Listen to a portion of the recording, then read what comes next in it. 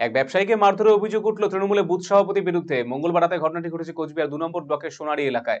ঘটনার পরিপ্রেক্ষিতে বুধবার কোচবিহার পুন্ডিবাড়ি থানায় অভিযোগ দায়ের করল আক্রান্ত ওই ব্যবসায়ী। অভিযুক্ত ব্যক্তির নাম প্রসেনজিৎ বর্মন, পেশায় সে সরকারি স্কুলের শিক্ষক। সূত্রে খবর, এই ব্যক্তি সংশ্লিষ্ট এলাকার তৃণমূল কংগ্রেসের বুথ সভাপতি। জানা গিয়েছে, মঙ্গলবার রাতে আক্রান্ত ব্যবসায়ী সোনারী বাজারে তার দোকান বন্ধ করে বাড়ি পথে ফিরছিল। সেই সময় অভিযুক্ত প্রসেনজিৎ বর্মন তাকে দাঁড়াতে বলে। অভিযোগ, সেই সময় প্রসেনজিৎ বর্মন ওই ব্যবসায়ীকে মারধর করে। এ ঘটনায় আহত হয়েছে ব্যবসায়ী। পাশাপাশি অন্য ব্যবসায়ীরা ঘটনাটি দেখতে পেয়ে উদ্ধার করে আক্রান্ত ব্যবসায়ীকে। সোমবার এই ঘটনার প্রতিবাদে ১২ ঘন্টার বাজার বন্ধ রেখেছে সোনারী ব্যবসায়ী সমিতি। যদিও নিজের বিরুদ্ধে ওঠা সমস্ত অভিযোগ অস্বীকার করেছে বুথ সভাপতি প্রসেনজিৎ বর্মন। তার বক্তব্য, এই সমস্ত অভিযোগ ভিত্তিহীন। তো গতকাল রাতে অঙ্গজিৎ দাসের উপরে দোকানদার যে আছে, অঙ্গজিৎ দাস ইলেকট্রনিক্সের দোকান করে, তার উপরে একটা অমানবিক অত্যাচার হয় এবং তার উপরে অমানবিক একটা ওনার উপরে অ্যাটাক করা হয়।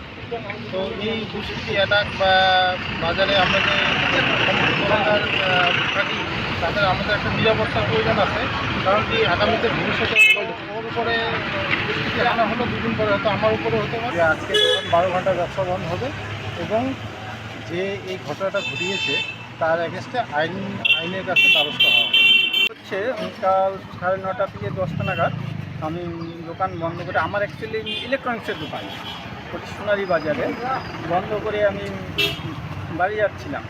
বন্ধ করে যখনই বাড়ি যাচ্ছি, পিছন থেকে একজন আমাকে ডাকলো। তার নাম হচ্ছে প্রসেনজিৎ বর্মন, ডাকনাম গাটু মাস্টার।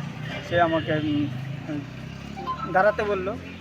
ও হয়তো মদ্যপ অবস্থায় ছিল কিনা আমি জানি না সেটা, কিন্তু সে এসে, আমি দাঁড়ালাম, কিছু না বলে এসে প্রচণ্ড আমাকে লাথি মারে আর কি, বাইক।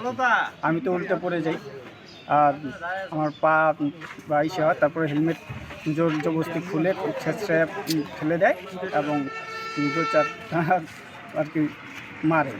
চাই যে গাটু মাস্টার যে আছে ও বিচার হোক, শাস্তি পায়।